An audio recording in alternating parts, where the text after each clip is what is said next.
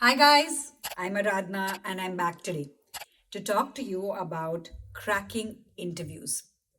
Interviews are an integral part of the selection process for any top college or university globally. And why just colleges or universities? Job interviews as well, right? Anywhere that you're going in a situation where you're being assessed, you have to know how to sell yourself. And as far as the selection process for university goes, if you've made it to the interview stage, that means you have impressed them enough. Now you have to show your true brilliance so that you finally make it and get that offer letter that you want. Let's talk about it. Firstly, familiarize yourself with your personal statement and your application. If you have spoken about any topics and themes, go deep into those. Read up on any books that you've mentioned, read up on the literary criticism about those books. You have to show genuine passion and academic depth for the subject that you have chosen. Secondly, read up about your course. Think of any news articles that you have read, which are from credible sources, and try and bring those up in the interview wherever pertinent.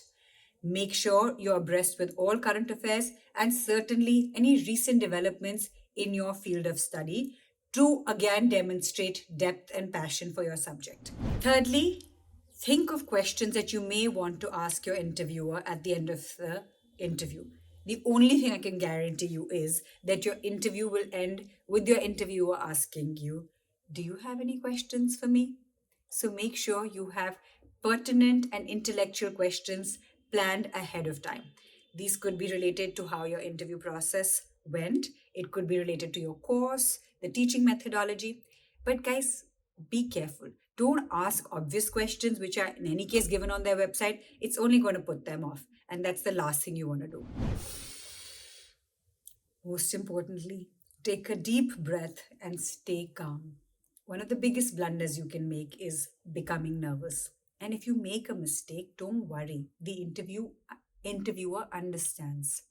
The more important thing that they're looking for is your thought process and your reasoning.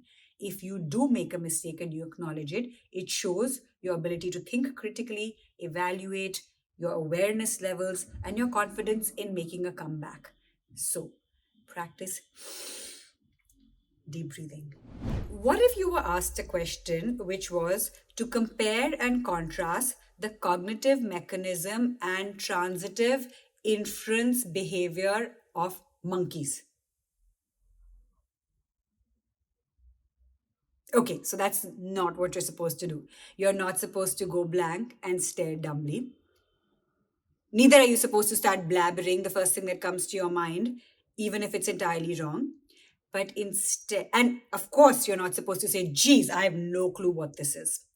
Instead, if you are thrown a question which is beyond your vocabulary, beyond your understanding of the topic, it is not to test your depth of expertise. It is often to test your presence of mind, your ability to hold your own in a situation which makes you uncomfortable.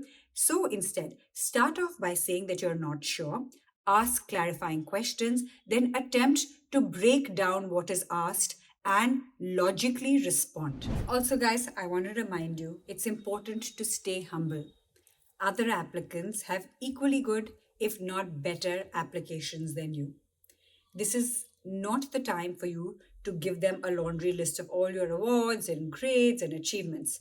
You're here at this stage of an interview because you were good, because they've assessed it all and they already know it all.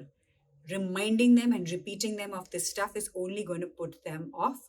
So use this opportunity to show, not tell, your academic depth and demonstrate your passion and expertise in your chosen field of study.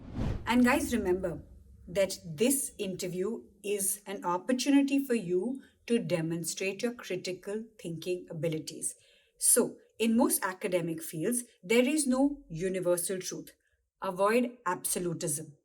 There are many different points of views. So, when thrown a question, and particularly one which you're not prepared for, try and break it down as we've spoken. Pause, take no more than 15-20 seconds because you have to be able to think on your feet. It's okay to jot down a few thoughts or keywords to help you process your thoughts. And then try and use various approaches to respond to the question. So, suppose it, if you're asked, uh, prove that all swans are white. Don't panic and say, this is not a zoology course that I signed up for. What does it have to do with the business management course that I'm applying for? Instead, go back on all the practice that you've hopefully done on various types of case studies and interview questions and try and break it down. Ask the definition of white. You could come up with your own definition of white. If you could prove that there's no one black swan in the world, you've proven that all swans may be white. Remember the story of the ugly duckling who changed its colors? Bring that up to say swans can also change colors. Multiple things. This is not my interview, so I'm certainly not prepared to answer it. But the point is that there are enough practice questions out there. Go out there so that you're not going to be able to be prepared for that one magic question that's going to come to you, but you'll know and have enough practice to break down any question that comes to prove and showcase your ability to think critically in any situation. And of course, watch out for hints. The interview is supposed to handhold you into questions that you may be getting stuck with. So if they're giving you a clue, be alert. Pick up that clue to help you get to your next response in case you do paint yourself into a corner. And again, last but not the least, the logistics matter. If it's an online interview, make sure you have good Wi Fi, good lighting, power backup, whatever. Of course, if the network does go down, you're not going to be penalized, but you'll get flustered and you want to avoid any of those hassles. Be comfortably dressed. It's online. Wear your pajamas underneath, but make sure you're dressed formally because impressions do matter.